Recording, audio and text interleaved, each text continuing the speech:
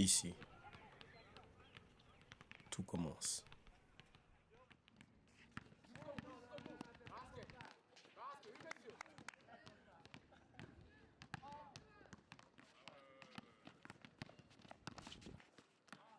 Ou alors, au contraire, tout s'arrête. Pour certains, c'est le commencement d'une aventure, de quelque chose de grand. Et pour d'autres, c'est déjà la fin. Aujourd'hui, j'aimerais vous parler de quelque chose. Et pas simplement de sport. J'aimerais vous parler de quelque chose de si petit pour certains qu'il passe inaperçu, mais qui a une si grande importance pour d'autres qu'elle détermine leur choix de vie. J'aimerais vous raconter une histoire. L'histoire de grandes aspirations.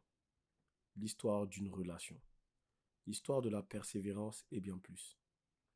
L'histoire du rêve de toute une vie que beaucoup partagent. C'est l'histoire de Basketball in Depth.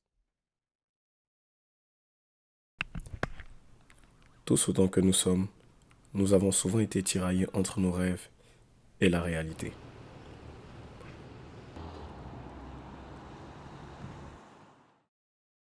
Et parfois, dans cette course effrénée pour les poursuivre, il arrive que l'on tombe sur une impasse et que l'aventure s'arrête brutalement.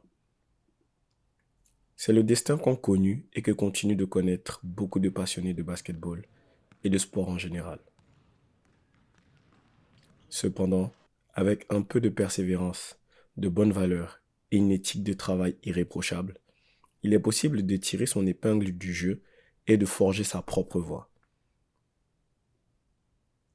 C'est ce que nous enseigne Antonin Gauthier, coach de basketball et fondateur de Basketball in Depth, avec son parcours et sa philosophie plus qu'inspirante. Pourquoi in depth? Pourquoi ce nom, finalement? Oui, pourquoi in depth? OK. Ben, ça va quand même ça va être plus facile à expliquer après toutes les, euh, toutes les histoires que je viens de raconter, là. Euh, la première réponse la plus évidente, c'est que quand tu es passionné d'un sujet, tu veux aller en profondeur. Tu veux le comprendre dans ses moindres détails.